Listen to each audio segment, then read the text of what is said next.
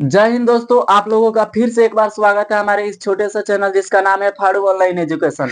तो दोस्तों, आशा करता हूं आप लोग स्वस्थ होंगे, मस्त होंगे और अपने स्टडी में व्यस्त होंगे। तो दोस्तों, आज की इस वीडियो में हम लेकर आए हैं क्लास 10th के फिजिक्स का एक छोटा सा टॉपिक जिसका नाम है प्रकाश का परावर्तन।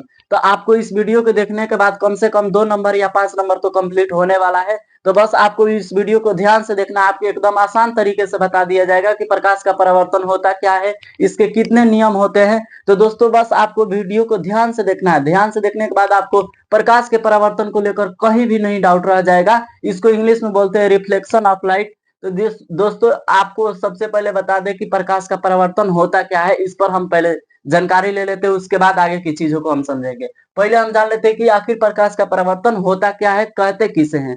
तो दोस्तों देखिए, परिभाषा देखने की आपको जरूरत नहीं है, सिंपल मैं फिगर बताऊंगा, उसके हिसाब से आप परिभाषा को तो यूं ही याद रख सकते हो। तो देखिए, एक बार मैं परिभाषा बता देता हूं, उसके बाद फिगर के माध्यम से आपको समझाऊंगा। उसके बाद से परिभाषा आपको याद करने की जरूरत नहीं, फिगर समझाऊंगा तो परिभाषा यूं ही याद हो गया। देखिए, सबसे पहले लिखा है यहाँ पे, प्रकाश के किसी वस्तु या समतल सतह से टकराकर वापस लौटने की घटना को प्रकाश का परावर्तन कहलाता है। ठीक है। देखिए, प्रकाश, यह है प्रकाश किरण है। मान लीजिए ये प्रकाश किरण है कोई, ये आ रही है, ये परावर्तक सतह है जिसका नाम है ए बी। तो मानिए जब कोई प्रकाश की किरण किसी परावर्तक सतह से टकराकर अब पुनः लौट जा रही है उसी दिशा में, इसे हम क्या कहेंगे, प्रकाश का परावर्तन। देखिए, कहीं ना कहीं प्रकाश इधर से आ रही है, कोई आपतित किरण है, और इधर से यहाँ पे टकरा कर इधर जा रही है, तो ये कौन सी किरण हो जाएगी, परावर्तित किरण। तो प्रकाश के किसी पर समतल सतह या परावर्तक सतह से टकरा कर वापस लौटने की घटना को क्या कहेंगे हम, प्रकाश का परावर्तन। इसको हम इंग्लिश में कहते हैं रिफ्लेक्शन ऑफ लाइट।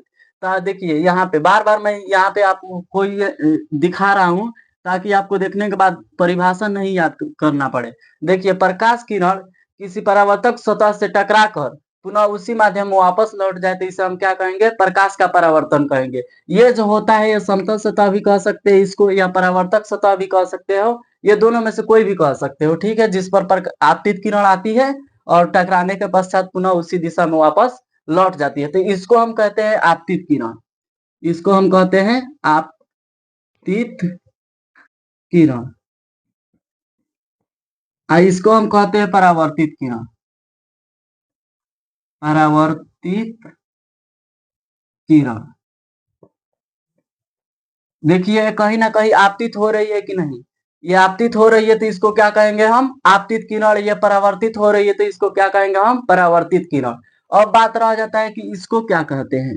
तो जिस पर आपतित किरण आकर टकराती है उसको हम आपतन बिंदु कहते हैं। देखिए, यहाँ पे टकराई है कि नहीं टकराई है, तो इसको हम क्या कहेंगे, आपतन बिंदु कहेंगे। देखिए, कहीं ना कहीं आपतित किरण आकर टकराई है तो इसको हम आपतन बिंदु कहते हैं। देखिए, यहाँ पे हम दे दिए हैं, आपतन बिंदु को लिख दिए हैं ओ से। ठीक है, सूचित कर दिए ओ से, आपतन बिंदु कौन हो जाएगा, तो ओ हो जाएगा। ठीक है, अब बात कर लेते हैं, इसको हम कहते हैं परावर्तित किरण, इसको आपतित किरण, इसको कहते हैं समतल सतह या परावर्तक सतह। कोई दिक्कत है यहाँ तक। अब हम आगे की चीजों के बारे में बात कर लेते हैं। ये तो आप जान गए, जब आपतित किरण या कोई भी किरण, प्रकाश की किरण किसी परावर्तक सतह से टकराकर उसी माध्यम में पुनः वापस लौट जाती है तो इसे हम क्या कहते हैं, प्रकाश का परावर्तन, यानी रिफ्लेक्शन ऑफ लाइट के लाइट कहते हैं। ठीक है, अब हम बात कर लेते हैं कि दोस्तों आखिर इसके नियम कितने होते हैं, प्रकाश के परावर्तन के नियम कितने होते हैं। आपके बोर्ड एग्जाम में कम से कम ऑब्जेक्टिव में ये सवालें पूछी जाती है, हर बार पूछी जाती है। तो इसके नियम के बारे में जानने से पहले आपको कुछ बेसिक चीजें इसके बारे में वो जानना होगा। तो सबसे पहले ध्यान दीजिए, इस पर हम एक अभिलंब खींच रहे हैं। ठीक है, इस पर अब हम एक अभिलंब ड्रॉ कर रहे हैं, अभिलंब। ये अपने मन से रचना कर रहे हैं, इसीलिए इसको टूटी हुई रेखाओं से हम दर्शाते हैं। ये अपने मन से कर रहे हैं, कोई है नहीं ऑटोमेटिक, इसीलिए इसको हम टूटी हुई रेखाओं से दिखाते हैं। तो सबसे पहले देखिए, यहाँ पे जो झुकाव बन रहा है, ये दोनों के बीच, अभिलंब के बीच, अभिलंब के बीच जो झुकाव बन रहे हैं, अभिलंब और आपतित किरण के बीच जो झुकाव बन रहता है उसको कहते हैं आपतन कोण, और आपतन कोण को आई से लिखा जाता है। और देखिए, अभिलंब और परावर्तित किरण के बीच के झुकाव जो बन रहा है, देखिए यहाँ पे ये वाला इसको कहते हैं हम परावर्तित किरण। अब परावर्तित किरण को आर से सूचित करते हैं। तो आपको कोई पूछेगा परावर्तित किरण को किससे सूचित करते हैं? तो आर से। और आपतित किरण को किस कोण के अभी तो शुरू से आपतित किरण आप परावर्तित कोण परावर्तन आई वाला आर वाला कोण से शुरू से मिटका के यार तो रहती है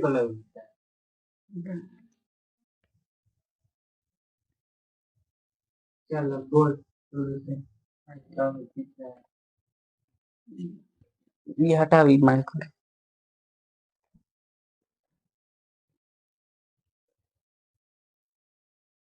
बोलिए।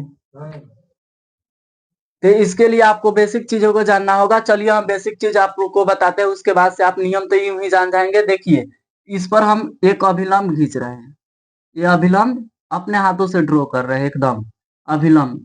ये अभिलंब है क्योंकि हम अपने हाथों से ड्रॉ कर रहे हैं, इसीलिए इसको हम टूटी हुई लाइनों से दिखा रहे हैं, क्योंकि ये ऑटोमेटिक नहीं है, परिभाषा के साथ ये नहीं है, इसीलिए हम इसको टूटी हुई लाइनों से लिखे हैं। इसको हम अभिलंब कहते हैं, अभिलंब कहते हैं, ठीक है, अभिलंब।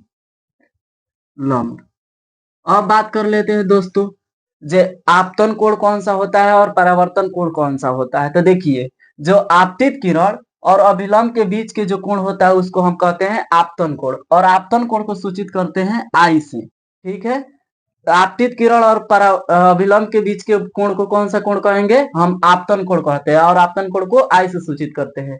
अब हम बात कर लेते हैं परावर्तन कोण किससे कहेंगे, परावर्तन कोण को किससे सूचित करते हैं। तो देखिए ये परावर्तित किरण और अभिलंब के बीच के जो कोण बन रहा है, यहाँ पे देखिए, यहाँ पे जो कोण बन रहा है उसको कहते हैं हम परावर्तन कोण, और परावर्तन कोण को आर से सूचित करते हैं, ठीक है। और ये वाला लाइन तो हम भूल गए थे, देखिए सॉरी इसके लिए। ये जो झुकाव बन रहा है आपतित किरण और अभिलंब के बीच को, तो इसको कहेंगे हम आपतन कोण, इसको कहेंगे परावर्तन कोण। तो कोई आपसे पूछेगा जो आपतन कोण को किससे सूचित करते हैं, तो क्या कहिएगा? आई से। जो परावर्तन कोण को किससे सूचित करते हैं? तो आर से। तो आप तो इतना जान गए, ठीक है। ये हो गया आपतन कोण, और ये हो गया परावर्तन कोण, और ये हो गया अभिलंब। तो अब इतना समझने के बाद आपको बता दूं जो प्रकाश के परावर्तन के कितने नियम होते हैं। तो आप तो प्रकाश के परावर्तन तो समझ चुके हैं, ठीक है। अब नियम के बारे में बात बता दें हम आपको, आखिर कितने नियम होते हैं। तो मैं लिखूंगा नहीं, मैं बताऊंगा, आपको यूं ही समझ में आ जाएगा, ठीक है। अब चलिए बता रहे हैं नियम के बारे में, ठीक है। नियम के बारे में, इसके नियम कितने होते हैं, ठीक है। तो नियम मैं आपके जानकारी के लिए बता दूं, जो प्रकाश के परावर्तन के दो नियम होते हैं, दो नियम होते हैं, मात्र दो नियम। ये दो नियम आपको ध्यान से देखना है, ठीक है। याद नहीं करना है, समझना है बस। अगर आप समझ गए तो समझ लीजिए, जो लिख सकते हैं आप। याद करेंगे तो हो सकता है भूल जाइएगा, लेकिन समझे रहिएगा तो एकदम आराम से लिख सकते हैं कहीं भी। तो प्रकाश के परावर्तन के कितने नियम होते हैं? तो दो नियम। अब कहिएगा कौन कौन सा होता है। तो देखिए हम बता रहे हैं आपको, सब एकदम आसान तरीके से बताएंगे। देखिए सबसे पहला इसमें जो नियम होता है, ठीक है, वो कहता है जय आपतित कोण। ये देखिए, ये आपतित कोण और परावर्तित कोण तथा ये आपतन बिंदु पर खींचा गया जो लंब होता है ना, ये वाला, ये लंब, आपतन बिंदु पर खींचा गया लंब, ये तीनों एक ही तल या एक ही बिंदु पर होता है। तो देखिए ये आपतित किरण हो गया, और ये परावर्तित किरण हो गया, दो को हो गया, एक हो गया अभिलंब। ये तीनों कहीं ना कहीं देखिए बिंदुओं पर है कि नहीं है, ऊपर है कि नहीं है। तो आप जान गए जो पहल का नियम, आपतित किरण और परावर्तित किरण तथा आपतन बिंदु पर खींचा गया जो लंब होता है, वो कहीं ना कहीं तीनों एक ही तल पर होता है। तो ये पहला नियम हो गया। तो पहला नियम आपको याद करने की जरूरत नहीं है, बस आप फिगर देखिए, जो आपतित किरण और परावर्तित किरण तथा आपतन बिंदु पर खींचा गया अभिलंब कहीं ना कहीं एक ही तल पर होता है, ये पहला नियम होता है, ठीक है। तो आप लिख सकते हो कि नहीं कि आपतित किरण और परावर्तित किरण, आपतन बिंदु पर खींचा गया लंब, तीनों एक ही तल पर होता है। आप लिख सकते हो कि नहीं? हम भी लिख सकते हैं, लेकिन जगह थोड़ा कम है, इसीलिए नहीं लिख पाएंगे। अब हम बात कर लेते हैं कि दूसरा नियम आखिर होता क्या है।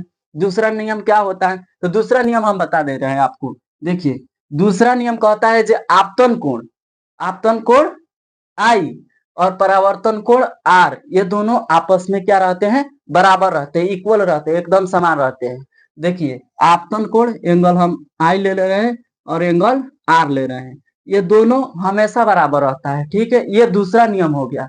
आप क्या कहिएगा दूसरा नियम अगर पूछेगा तो आप क्या कहिएगा? सिंपल कहिएगा जो आपतन कोण और परावर्तन कोण दोनों आपस में क्या रहते हैं? बराबर रहते हैं। ये तो आपका दूसरा नियम था, ठीक है।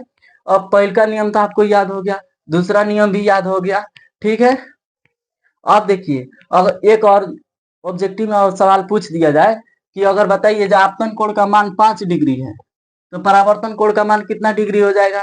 तो आप सोचने मत लग जाइएगा, सीधे कहिएगा आपतन कोण जब बराबरे है और परावर्तन कोण दोनों आपस में बराबरे है तो इहो तो 5 डिग्री हो जाएगा, इहो 5 डिग्री हो जाएगा। तो सिंपल है, दो नियम था, एगो आपतित किरण, परावर्तित किरण तथा आपतन बिंदु पर खींचा गया लंब, तीनों एक ही तल पर होता है। और दूसरा नियम ये होता है कि आपतन कोण और परावर्तन कोण दोनों आपस में बराबर होता है, ठीक है। तो आशा करता हूं कि आपको इस वीडियो के माध्यम से थोड़ा भी कुछ सीखने को मिला होगा, और आपको यह वीडियो थोड़ा सा भी अच्छा लगा होगा तो कमेंट बॉक्स में जरूर बताइएगा, ठीक है। और साथ ही साथ स्टडी से जुड़े रहने के लिए हमारे चैनल को सब्सक्राइब कर लीजिए। तब तक के लिए मिलते हैं अगले वीडियो में। जय हिंद, जय बिहार।